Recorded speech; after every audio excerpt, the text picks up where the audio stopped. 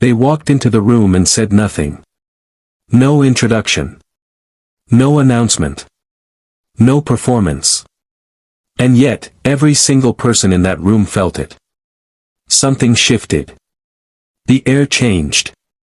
Conversations lowered. Eyes moved, almost involuntarily, toward the door. Who is that? Nobody told them to pay attention. Nobody asked for the room's respect. They simply commanded it. And here is the question that should be keeping you up at night. What do they have that you don't yet know you're missing? Intro.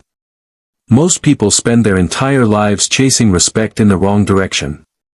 They raise their voice, thinking volume creates authority. They drop names, thinking association creates significance. They post, perform, announce, and argue, thinking visibility creates value. But the most respected people you will ever encounter in your life, the ones who walk into rooms and instantly shift the atmosphere, they are almost never the loudest ones there. They don't demand your attention. They draw it. And the difference between demanding and drawing, that difference is everything we are going to unpack today. Welcome to the Stoic Path. We go deep here. We go honest. And today, we are going to talk about one of the most misunderstood forces in human dynamics. True respect. The kind that cannot be faked. The kind that cannot be bought. The kind that makes you impossible to underestimate, not because you told anyone who you are, but because everything about the way you carry yourself already told the story. Stay with me. The first truth, respect is felt before it is decided.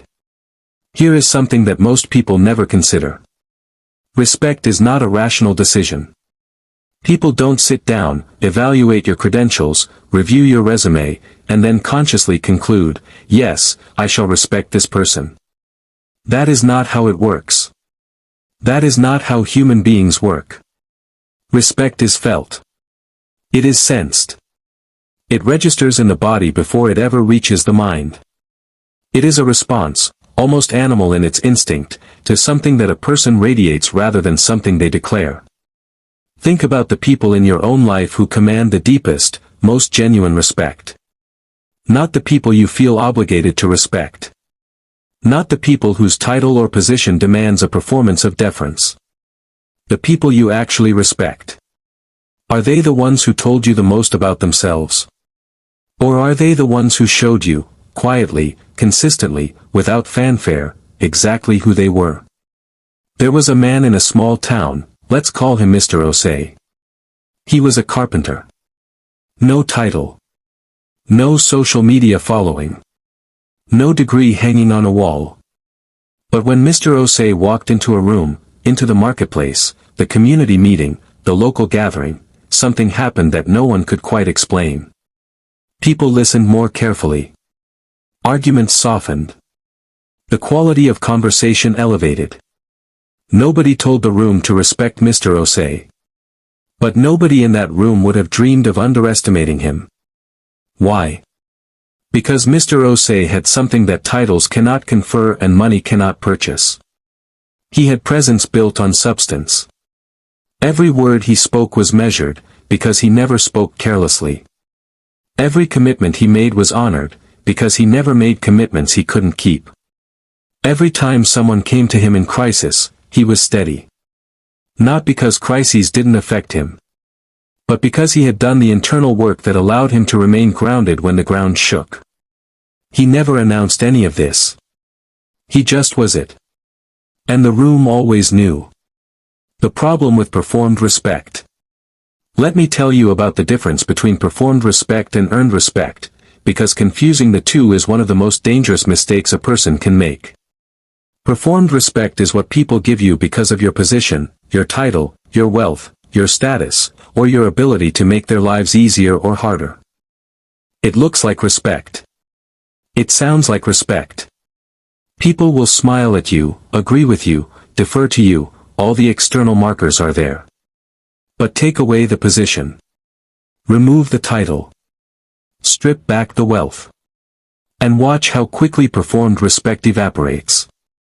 Because it was never about you. It was about what you represented. what you could offer, what power you held over their circumstances. Earned respect, true respect, operates on an entirely different frequency. Earned respect follows you when you have nothing to offer. It stays when the title is gone. It persists across time, distance, and circumstance, because it was never attached to what you had. It was attached to who you are. There is a West African proverb that says, "The axe forgets, but the tree remembers." The person who disrespected you may have forgotten the moment. But the community, the room, the relationship, the culture around you, remembers. Always. And in the same way, the person who commanded genuine respect, who showed up with integrity and consistency and quiet substance, that too is remembered. Long after the moment has passed. Long after the person has left the room. You are always building a reputation. The only question is what kind. The 3 pillars of wordless authority. Now let me get practical. Because I don't want this to stay in the realm of inspiration. I want to give you something you can work with, something you can begin applying to your own life starting today. There are 3 pillars that hold up what I call wordless authority, the kind of commanding presence that makes you impossible to underestimate without you having to say a single word about yourself. Pillar 1, the discipline of your presence. Most people are not fully present anywhere. They are physically in the room, but mentally scattered across yesterday's argument, tomorrow's worry, the notification that just buzzed in their pocket, the conversation happening across the room that they keep half listening to. You can feel this about a person. You don't need to be told someone isn't fully with you. Your nervous system registers it instantly. And unconsciously, without ever making a deliberate judgment, you trust them less. You value their attention less. You take their words less seriously. Because they are not fully here. Now contrast that with a person who, when you speak to them, becomes entirely still. Who looks at you with the kind of attention that makes you feel like the most important thing in the room. Who asks questions that prove they were listening, not performing listening, but actually receiving every word. That quality of presence is extraordinarily rare. And because it is rare, it is extraordinarily powerful. Marcus Aurelius wrote, "Confine yourself to the present." It sounds simple. It is one of the most difficult disciplines a human being can practice in a world designed to fragment your attention at every turn. But the person who masters presence, who can walk into any conversation, any room, any moment, and be fully there, that person commands a quality of attention and respect that no amount of talking about themselves could ever generate. There was a young woman named Priya who worked in a large organization full of ambitious, vocal, self-promoting people. Priya was not the loudest in the room. She was not the most credentialed. She was not the most aggressive in asserting her ideas. But Priya had a quality that her colleagues couldn't quite name and couldn't stop noticing. When you talked to Priya, she was there. Completely. Utterly. Without distraction or performance. She remembered details you'd mentioned in passing 3 months ago. She noticed when your energy had shifted. She asked the one question in a meeting that everyone else had been too distracted to think of. Within 2 years, Priya was the person that senior leadership sought out before major decisions. Not because she demanded the seat. But because her quality of presence had made her indispensable in a way that no resume could fully capture. She never told anyone she was exceptional. Her presence told the story for her. Pillar 2, the economy of your words. Here is a truth that took me a long time to fully absorb. The less you say, the more weight each word carries. We live in a world of noise. Endless commentary. Constant opinion. Everyone is talking. Everyone is posting. Everyone is explaining, justifying, announcing, debating. The volume of human verbal output has never been higher in the history of our species. And in that ocean of noise, silence has become the rarest luxury. The person who speaks only when they have something worth saying, who does not fill every silence with nervous chatter, who does not over-explain or justify or perform, that person's words land differently. When they speak, people lean in. Because the room has learned, from experience, that when this person opens their mouth, something worth hearing is about to come out. Epictetus said, "We have 2 ears and 1 mouth so that we can listen twice as much as we speak." But beyond just listening, there is the practice of deliberate restraint. Of choosing not to speak when speech would be self-serving rather than truthful. Of sitting comfortably in silence when others are scrambling to fill it. Let me tell you about a man named James. James was a senior figure in a competitive industry. Meetings were his arena, fast-paced, high-stakes, full of people trying to position themselves and signal their intelligence through volume. James had a practice. He never spoke in the first 10 minutes of any meeting. He listened. He observed. He let the room establish itself. And then, when he did speak, the room went quiet in a way it hadn't for anyone else. Because the room had learned something over years of working with James. When James spoke, it mattered. His silence was not absence. It was accumulation. He was gathering, assessing, distilling, so that when his words came, they were not noise but signal. People called James wise. People called him authoritative. People said there was something about him they couldn't quite put their finger on. That something was the economy of his words. He spent them like a person who understood their value. Do you?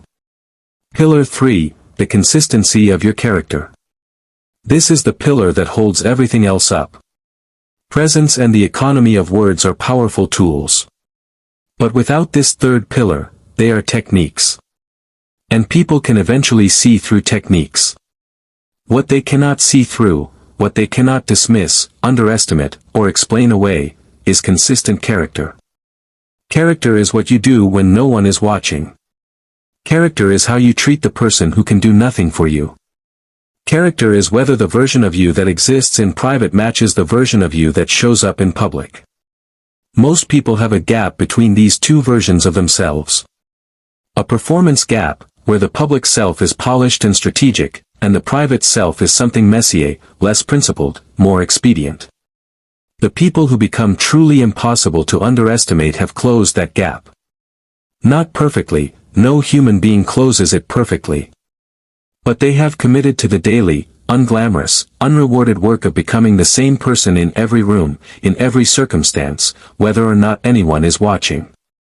And here is the extraordinary thing about consistent character. It doesn't stay hidden. People sense it. Even when they have no specific evidence for it. Even before they've spent enough time with you to observe it directly. There is something in the human spirit that recognizes integrity, that responds to it the way a plant responds to sunlight. Instinctively. Without deliberation. There was a woman named Adise who was new to a competitive professional environment. She had no connections, no reputation preceding her, no one to advocate for her in the early days. But Adise made a quiet commitment to herself from day one: I will be the same person whether or not it serves me in this moment. When she made a mistake, she said so directly. No deflection, no blame, no spin. When a colleague needed credit for their contribution, she gave it, even when taking it herself would have been easier. When she disagreed with a decision, she said so respectfully in the room, not bitterly in the hallway afterward. None of these moments were dramatic. None of them generated immediate recognition. But within a year, something had happened that Adise hadn't orchestrated and couldn't have manufactured. She had become the person people trusted most in that environment. Not because she was the most talented, though she was talented. Not because she was the most vocal, she wasn't. But because every small, unwitnessed act of consistent character had been registered by the people around her, consciously or not, and had built something that no performance could replicate. A reputation for being real. And a person who is real, genuinely, consistently, unperformatively real, is the hardest kind of person to underestimate. Because their depth keeps revealing itself. Long after you thought you had them. There is a particular kind of person that the world consistently gets wrong. They don't dress to impress. They don't speak to dominate. They don't enter rooms announcing their arrival or exit rooms demanding to be missed. They just move through the world with a quietness that some people mistake for weakness, a stillness that some people mistake for emptiness, a patience that some people mistake for passivity. And then, something happens. A moment of pressure. A moment of challenge. A moment where the room needs someone to hold the weight of it. And this quiet, still, patient person, steps forward. And everyone who underestimated them feels it at the same time. That slow, unmistakable recognition. I had this person completely wrong. That moment, that specific, humbling, irreversible moment, is what we are building toward today. Not for revenge. Not for validation. But because living as the fullest, deepest, most unshakable version of yourself is the greatest thing you can do with the time you have been given. Let's finish this. What the unshakable carry inside. Everything we talked about in part 1, the presence, the economy of words, the consistency of character, all of it flows from somewhere. All of it has a source. And the source is internal. You cannot manufacture wordless authority from the outside in. You cannot adopt the posture of an unshakable person while carrying a shaken interior.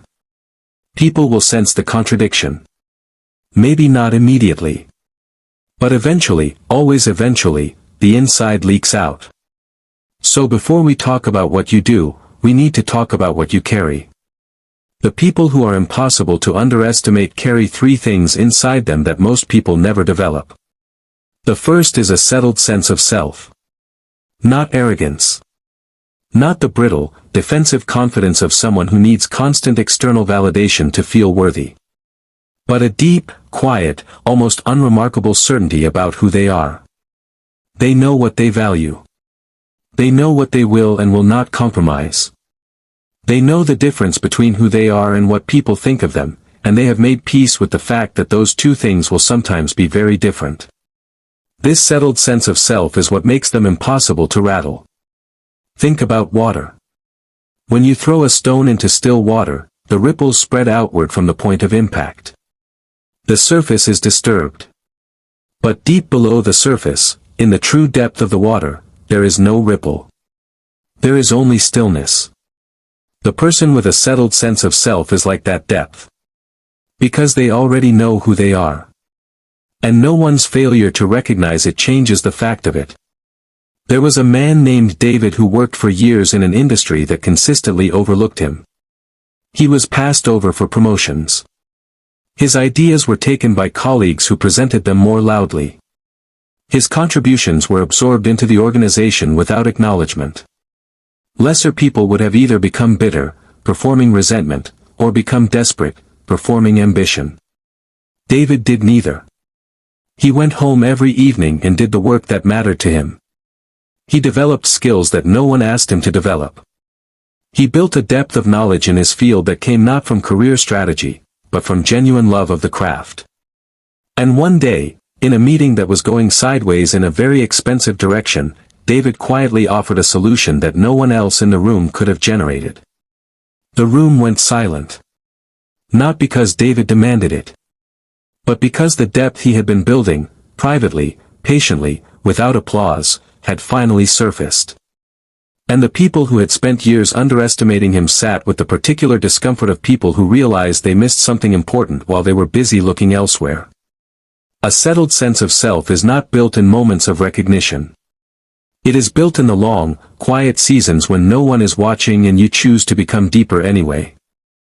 The second thing the unshakable carry is emotional sovereignty. Emotional sovereignty is the ability to feel your emotions without being governed by them. It is the difference between a person who experiences anger and a person who becomes anger. Between a person who feels fear and a person who is fear.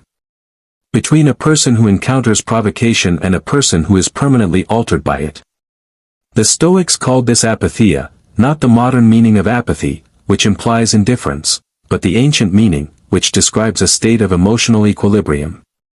A condition in which you are not at the mercy of every feeling that passes through you. This does not mean you feel nothing.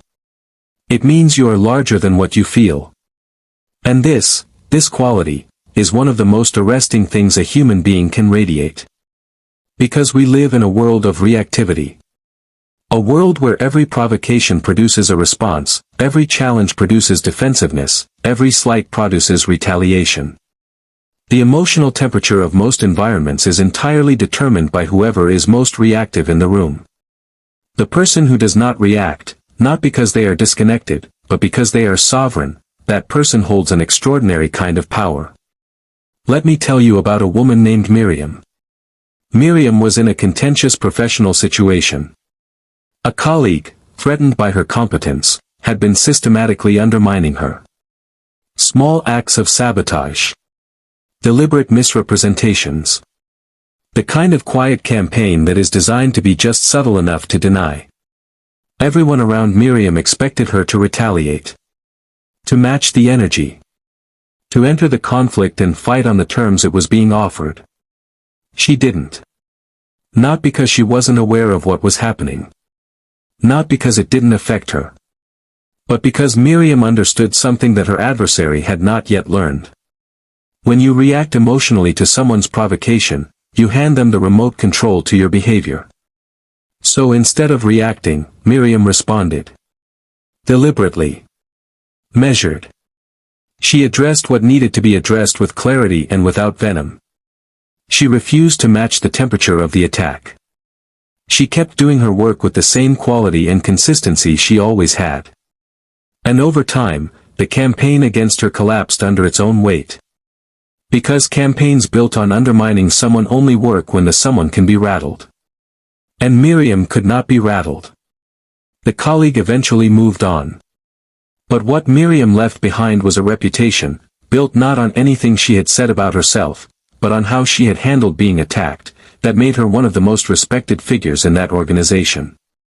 Emotional sovereignty is not weakness wearing the mask of patience. It is the most sophisticated form of strength available to a human being. The third thing the unshakable carry is a long game orientation. Small people play short games. They need the validation now. The recognition today. The promotion this cycle. The last word in this conversation. They optimize constantly for the immediate, the visible, the quick, the applauded. And in doing so, they sacrifice the vast, compounding, extraordinary returns that only the long game can generate. The people who become impossible to underestimate are almost universally playing a longer game than the people around them. They are building skills that won't pay off for 3 years. They are investing in relationships that have no immediate transactional value. They are doing work that no one sees, because they understand that unseen work, done with integrity, becomes the bedrock of seen results. Seneca wrote, "It is not that I am brave, but that I know what is not worth fearing." The person with a long game orientation has applied this wisdom to time itself. They are not afraid of the slow season. They are not rattled by the period of apparent invisibility. They understand that depth takes time to build, and that what takes time to build takes time to destroy. The bamboo that spent 4 years building roots before shooting 90 feet into the sky, it was not failing during those 4 years. It was becoming unstoppable. When someone underestimates you, the response that builds legends. Now let me talk about the moment that everyone who has worked on themselves eventually faces. The moment when, despite everything, someone underestimates you anyway. They dismiss your idea in the meeting. They speak over you in the conversation. They assign you the smaller role, offer you the lesser opportunity, look past you for the person they think matters more. What do? This moment is not a crisis. This moment is an audition. And what you do in it either confirms or destroys every inch of authority you have built. The amateur responds immediately. The amateur corrects, argues, defends, retaliates. The amateur makes the underestimation the center of the story, and in doing so, hands all the power to the person who did the underestimating. The master does something entirely different. The master lets the moment breathe. They don't fill the silence with defensiveness. They don't scramble to prove themselves in the immediate aftermath of the slight. They simply continue. They continue being exactly who they are. They continue doing the work at the level they always do it. They continue showing up with the same presence, the same economy of words, the same consistency of character. And they trust, with the deep, patient certainty of someone who knows how time works, that the truth will surface. It always does. There is an old expression that says, "The lion does not turn around when a small dog barks." This is not arrogance. This is not dismissiveness. It is simply the recognition that a lion's authority does not depend on the dog's acknowledgement. The lion knows what it is. The barking changes nothing about that fundamental fact. Be the lion. Not through aggression. Not through dominance. But through the unshakable, quiet, deeply rooted knowledge of your own substance. Let the barking happen. Keep walking. The most powerful statement you will ever make. I promised you, at the end of part 1, that we would talk about the most powerful statement any human being can make. A statement made entirely without words. Here it is. Show up the same way, every single time. That's it. It sounds almost insultingly simple. And yet, it is the thing that separates the people who are occasionally impressive from the people who are permanently impossible to underestimate. Consistency is the most radical act in a world of performance. Because performance is exhausting to maintain. It peaks and valleys. It is brilliant in the spotlight and ordinary in the shadows. It needs an audience to sustain it. But consistency, the person who brings the same quality of presence, the same depth of character, the same standard of work, whether they are being watched or not, whether they are being rewarded or not, whether the room is full or empty. That person becomes something that the human mind cannot help but notice. They are the same. Always. And in that sameness, in that unwavering, unperforming, unstrategic sameness, there is a kind of authority that no title can grant and no achievement can manufacture. Think about the people throughout history who have commanded the deepest, most enduring respect. Not the ones who performed greatness on the grand stage and then contradicted it in private. But the ones who were the same in the quiet moments as they were in the defining ones. The ones whose private lives confirmed their public character rather than betraying it. That is the standard. Not perfection. But integrity, which, in its root meaning, simply means wholeness. Being one undivided thing. The same inside and out. The same yesterday and today. The same when it costs you something and when it doesn't. A person of integrity is the hardest person in the world to underestimate. Because every time you think you have seen the full depth of them, they show you there is more. Short story, The Tea Master. There is a story from ancient Japan about a tea master named Sen. Sen was not a warrior. Not a politician. Not a man of wealth or military rank. He was a tea master, someone whose entire life was devoted to the art and practice of preparing and serving tea. And yet, the most powerful warlords in Japan sought his counsel. Generals who commanded thousands of soldiers would sit quietly in Sen's small tea house and listen to him speak. Why? Because Sen brought to the preparation of a single cup of tea, the same attention, the same care, the same absolute presence, that he brought to every other moment of his life. There was no gap between how Sen served tea to a warlord and how he served tea to a servant. There was no difference between how he moved in his tea house when he was alone and how he moved when he had an audience. He was completely and utterly, always, himself. And the warlords, men accustomed to a world of performance, manipulation, and political calculation, found in Sen's tea house something they could find almost nowhere else in their lives. Something real. A person who was not adjusting himself to their power. A person who was not performing deference or seeking advantage. A person who was simply, and extraordinarily, present, consistent, and whole. They respected him the way the thirsty respect water. Not because he demanded it. But because he embodied something they recognized, instinctively, as rare and valuable and true. Not in the tea house. In your office. In your home. In your relationships. In every moment, public or private, witnessed or not.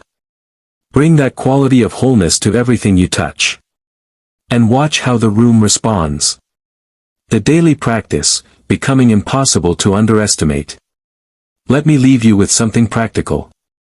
A framework for the daily work of becoming the person we have been describing throughout this conversation.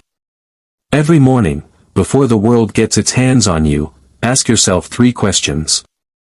Who am I choosing to be today? Not what do I need to accomplish?